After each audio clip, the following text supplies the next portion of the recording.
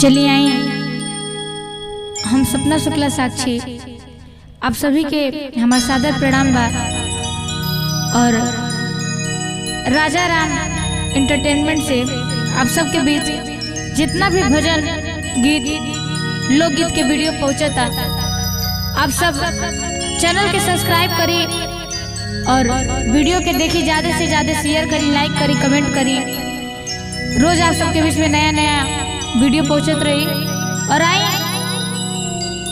राजा Ram entertainment के माध्यम से आप सबके बीच में एगो विदेशिया निर्गुण एगो पत्नी अपने पति लगे फोन कैले बाड़ी आ कह तरी कैसे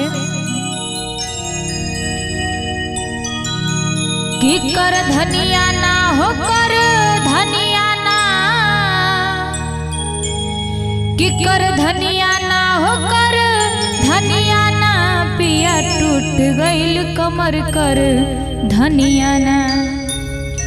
देखिए कितना सुंदर भाव में कैसे कह तड़ी कि कर धनिया ना हो, कर धनिया ना, कर धनिया ना हो, कर धनिया ना, पिया टूट गईल कमर, कर धनिया ना, पिया टूट गईल कमर, कर धनिया ना। गजब तोर नखड़ा, गजब तोर नखड़ा, सावर गोरिया गजब तोर नखड़ा, सावर गोरिया गजब तोर नखड़ा, सावर गोरिया गजब तोर नखड़ा।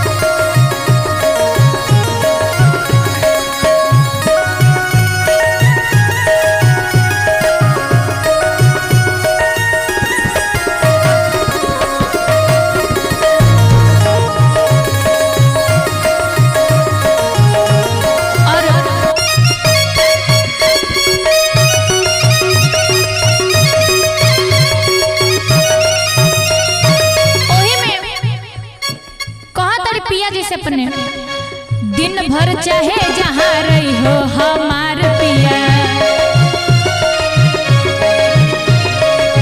दिन भर चाहे जहाँ रही हो हमार पिया, दिन भर चाहे जहाँ रही हो हमार पिया, दिन भर चाहे जहाँ रही हो हमार पिया, शाम के घरे चली आई हो हमार पिया, शाम के घरे चली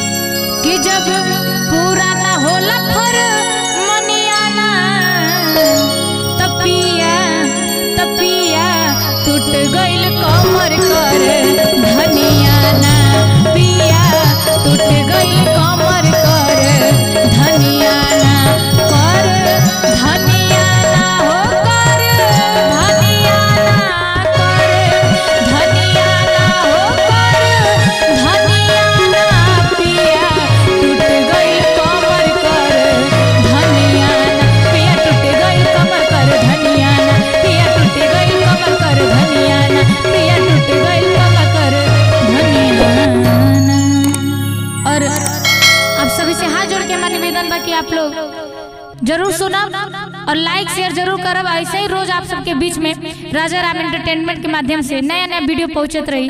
आप सभी के हमारा सादर प्रणाम व धन्यवाद।